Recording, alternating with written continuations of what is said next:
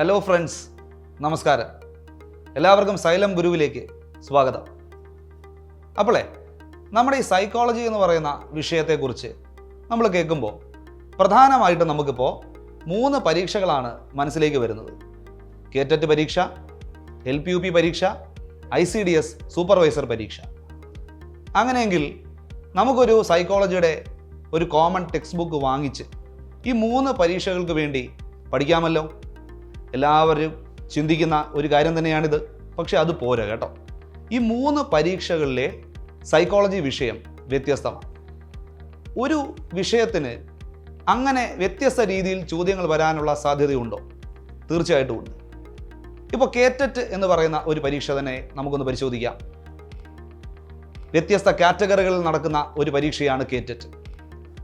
അതിലെ തന്നെ ചില കാറ്റഗറികളിൽ ഇംഗ്ലീഷിലും മലയാളത്തിലും ചോദ്യങ്ങൾ വരുന്നുമുണ്ട്. അപ്പോൾ ലാംഗ്വേജ് വൈസ് ചില വ്യത്യസ്തത അവിടെ തന്നെ വന്നു കഴിഞ്ഞു.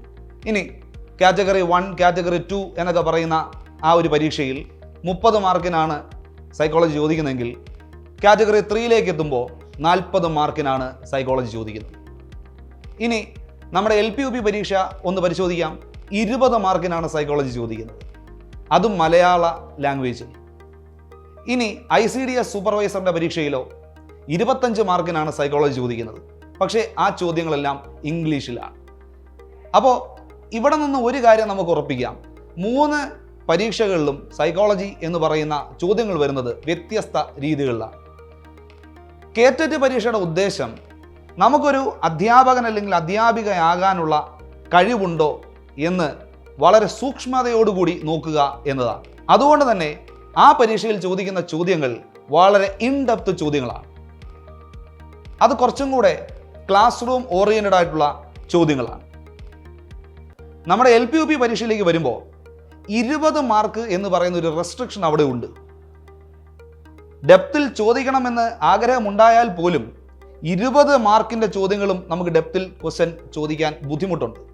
സ്വാഭാവികമായിട്ടും കേറ്ററ്റിൻ്റെ ഒരു ഡെപ്ത് ചിലപ്പോൾ LPUPയുടെ സൈക്കോളജി ചോദ്യങ്ങൾക്ക് പൊതുവെ കാണാറില്ല. അപ്പോഴും ഒട്ടും ഡെപ്തിൽ ചോദിക്കില്ല എന്നല്ല കേട്ടോ, 20 മാർക്കിൻ്റെ ഒരു റെസ്ട്രിക്ഷൻ അവിടെ ഉള്ളതുകൊണ്ടാണ്. ICDS സൂപ്പർവൈസറിലെ 25 മാർക്കിൻ്റെ സൈക്കോളജിയുടെ പ്രത്യേകത എന്താണ്?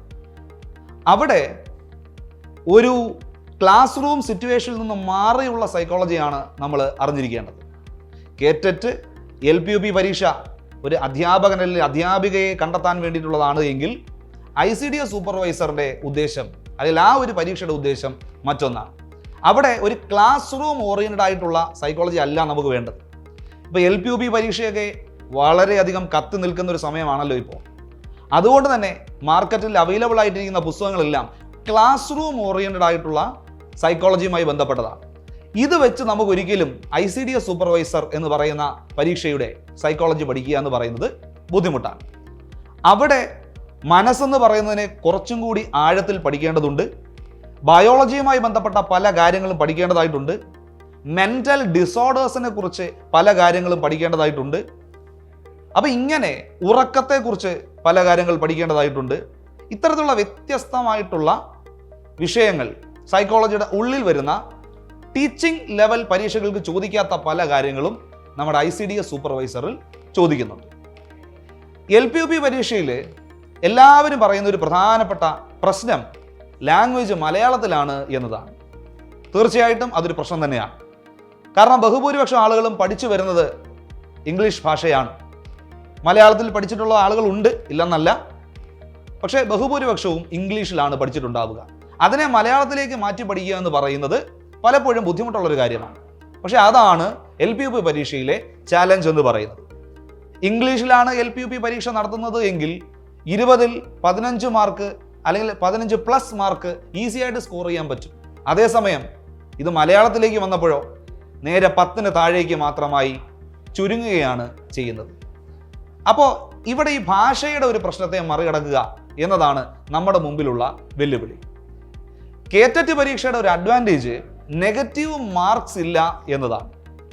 അതുകൊണ്ട് തന്നെ കറക്കിക്കുത്താൻ താല്പര്യമുള്ള ആളുകൾക്ക് ഇവിടെ ഒരു അവസരം തുറന്നു കിട്ടുകയാണ്.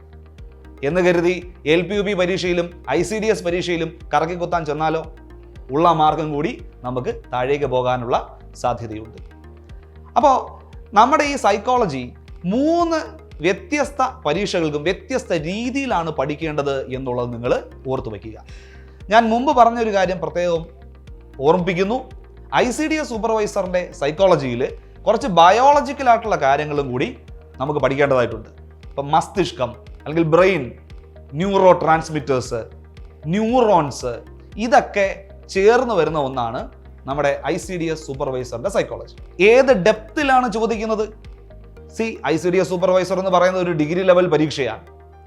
അവിടെ അത്യാവശ്യം ഡെപ്തിൽ തന്നെയാണ് ചോദിക്കുക. പക്ഷേ ഡെപ്ത് എന്ന് പറയുമ്പോൾ ടീച്ചിങ് ഓറിയന്റഡ് അല്ല എന്നും കൂടി ഞാൻ എടുത്തു പറയുന്നു. നമ്മുടെ സൈക്കോളജി പഠിക്കുന്ന ആളുകൾക്ക് പലപ്പോഴും തോന്നുന്ന ഒരു ബുദ്ധിമുട്ട് ഈ തിയറികളുടെ പേര് ഓർത്തു വയ്ക്കുക, അല്ലെങ്കിൽ അതുമായി ബന്ധപ്പെട്ട കോൺസെപ്റ്റ് ഓർത്തു വയ്ക്കുക എന്നതാണ്. സൈക്കോളജി വിഷയം പഠിക്കുന്ന എല്ലാ എൻ്റെ സുഹൃത്തുക്കളോടും എനിക്ക് പറയാനുള്ളത്, നമ്മൾ സൈക്കോളജിയുടെ ഒരു തിയറി പഠിക്കുമ്പോൾ അതൊരു എക്സാമ്പിളുമായി ലിങ്ക് ചെയ്ത് മാത്രമേ പഠിക്കാവൂ. ഒരു ഉദാഹരണം ഉപയോഗിക്കാതെ സൈക്കോളജി ഓർത്തു വയ്ക്കുക എന്ന് പറയുന്നത് വളരെ ബുദ്ധിമുട്ടാണ്. അതിനാരും ശ്രമിക്കുകയും ചെയ്യരുത്. അത് ഭയങ്കരമായിട്ട് നമുക്ക് നമ്മുടെ ആ ഒരു ചിന്താശേഷിയെ വല്ലാതെ അങ്ങ് ബാധിക്കും. അപ്പോൾ സൈക്കോളജി വളരെ രസകരമായി നമ്മുടെ ചുറ്റുപാടുമുള്ള ഉദാഹരണങ്ങളിലൂടെ നമുക്ക് പഠിക്കുന്നതാണ് ഏറെ ഉത്തമം. നമ്മുടെ സൈലത്തിൻ്റെ ഭാഗമായിട്ട് ICDS സൂപ്പർവൈസറിൻ്റെ ക്ലാസ്സുകൾ നിലവിൽ നടക്കുന്നുണ്ട്. നല്ല മികച്ച faculties, best classes, best materials എല്ലാം പ്രൊവൈഡ് ചെയ്ത് തന്നെയാണ് നമ്മുടെ ക്ലാസ്സുകൾ മുന്നോട്ട് പോകുന്നത്. അപ്പോൾ ഈ ഒരു പരീക്ഷ, ICDS സൂപ്പർവൈസർ എന്ന് പറഞ്ഞൊരു പരീക്ഷ, പല ആളുകളും സ്വപ്നം കാണുന്ന പരീക്ഷയാണ്. അതിലേക്ക് വേണ്ടിയിട്ടുള്ള സൈക്കോളജി പ്രിപ്പറേഷൻ, അതിനൊരു സ്പെസിഫിക് വഴിയുണ്ട്. LPUP പരീക്ഷ, അതൊരു ടീച്ചിങ് ലെവൽ പോസ്റ്റാണ്. അതിലേക്ക് പോകുന്നവർ അതിൻ്റേതായിട്ടുള്ള രീതിയിൽ സൈക്കോളജി പഠിക്കുക. KTET പരീക്ഷ ഒരു അധ്യാപന ജീവിതത്തിലെ ആദ്യത്തെ ചവിട്ടുപടിയാണ്. അതിനെ അതിൻ്റേതായിട്ടുള്ള ഡെപ്തിൽ പഠിക്കുക. നമ്മുടെ 3 വ്യത്യസ്ത പരീക്ഷകളെയും സമീപിക്കേണ്ടത് 3 വ്യത്യസ്ത രീതിയിലാണ് എന്ന് ഇപ്പോൾ നമ്മുടെ കൂട്ടുകാർക്ക് മനസ്സിലായിട്ടുണ്ടാകും. അപ്പോൾ നമുക്ക് ഇതുപോലെയുള്ള സെഷൻസുമായിട്ട് നമുക്ക് ഉടനെ തന്നെ മീറ്റ് ചെയ്യാം. Thank you so much.